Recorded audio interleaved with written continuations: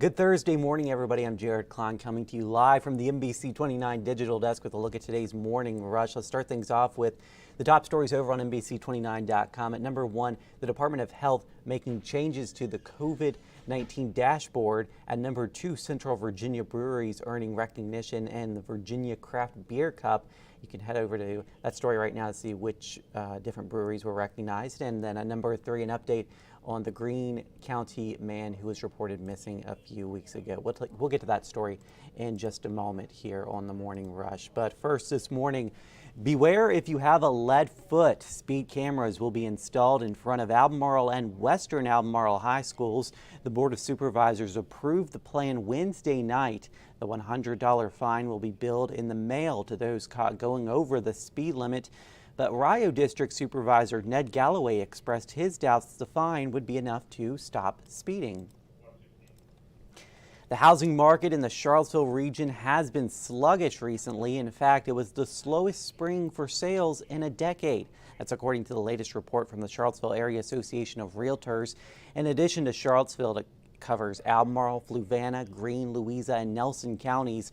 Greene County saw the largest drop in the second quarter of 2023 compared to the same time last year at around 50%.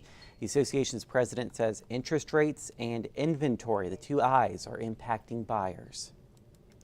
The Ruckersville man who went missing almost 2 weeks ago has been found safe. The Louisa County Sheriff's Office says Jacob Fallfetter was tracked down to a relative's home in Manassas Wednesday. He was reported missing July 20th. His last known location at the time was the driveway of a business in Louisa County. A lot of resources were used in the search for the 31-year-old, including dogs, drones, and divers.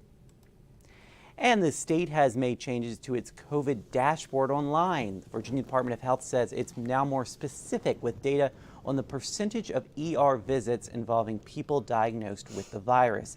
There's been an uptick in that figure in recent weeks, but that matches a trend seen in the past few summers. An infectious disease doctor at UVA Health says there's no need to take extra precautions for now, but still take a test if you have COVID symptoms. So just make sure you know so you're not spreading it more than it has to be. Right, exactly. And speaking of diseases, cases of leprosy are actually on the rise in Florida. And of course, it's a bacteria that causes bumps on your skin. And, it is curable, and it passes through probably nasal droplets, that sort of thing. But for some reason, they don't really know why. But it's on the rise in Central Florida. Yeah, it's very interesting.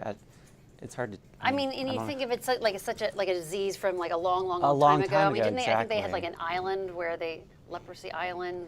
Yeah, and I mean, it's not something you necessarily think of today. People falling ill with. Right. But I mean, today, like you said, it can be treated. Yeah. It's not like it was back a long time ago before we had modern medicine. Yeah, and there is evidence, evidently, that armadillos can spread it to humans. They can kind of harbor the bacteria, and it can spread to people.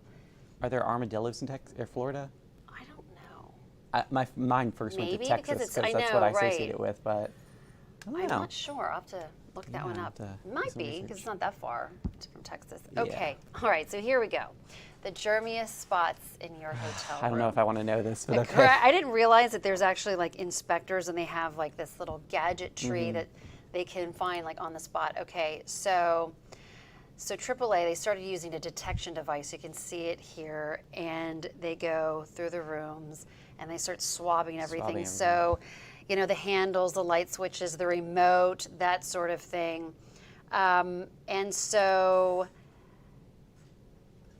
when they first started, the remote control was the germiest, but now it's the light switch. Okay, yeah, I mean, I can see that. At the front door, I always, I don't like touching the light switches, and I will tell you what I do. Do you want to know what I do? What? So with the remote control, I take, the liner that's in the ice cube bucket, the plastic liner that they have in there? Yeah. I use that, and I put the remote control in that. Oh. And then it works, because it's clear pretty much. And then that way it's like covered. That's a handy little hack there. I know, and my brother told me he does the same thing. Yeah. And so I'm like, oh, brilliant, but it works. Yeah. Because I mean, I don't ever get ice in the buckets. Exactly. And you don't know, know. it makes sense, you know, that the remote control, the light switch, the Yeah. things everybody is touching. And she even said like the corners and like obviously even underneath, there's dust that collects. I'm not really worried about the dust though. Yeah. But yeah, so the light switches is. But she said, tips: skip the coffee maker. I don't use the coffee don't maker. either, I think no. that's just gross.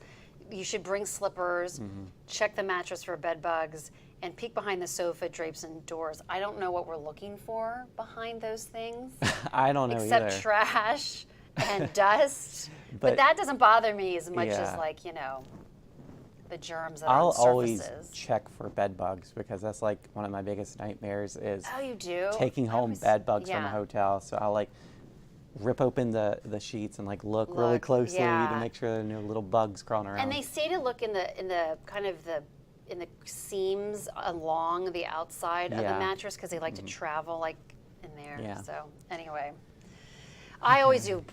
I do bring flip flops. Yeah, I want think you to be that's barefoot not as in bad the as I hotel was room. anticipating. So just some basic common like sense stuff. Yeah, we're not too grossed out, unfortunately. All right, so here's a group of people watching a shark, a hammerhead shark, swim towards them. This is off the coast of Palm Beach, Florida. I'm trying to understand why they're just standing there. Like if Watching you it, were in yeah. that group, where would you be? I'd be running in the opposite direction. would I think be- most of us would. Yeah. Yeah, and there's the one guy who's kind of getting behind the other. But I Yeah. certainly, I mean, it's coming right at them, and then it makes a 90-degree turn. I'd be. Luckily. There's a woman. It looks like a woman with her cell phone. Wow. I'm like, what are you? Look how close. Shark's like, this is too easy. Yeah, I would be Mortified. Yeah. moving towards shore Yeah. with the group as You know, one. they say you're supposed to, I mean, certain animals you're supposed to stand up to, so maybe a shark. I don't think you're supposed to stand up to a Oh, shark, though. I don't- think you're supposed to swim away. I would slowly be Slowly going back away, yeah, that's anyway. But that is very close, and that's big. Yeah, it's super close. So It's not worth that picture. no, it's not. All No, right. it's not.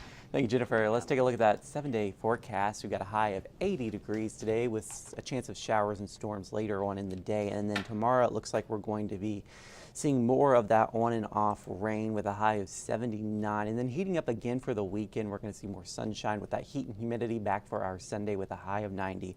I hope you guys have a great Thursday out there. We'll see you again on NBC29 News at noon.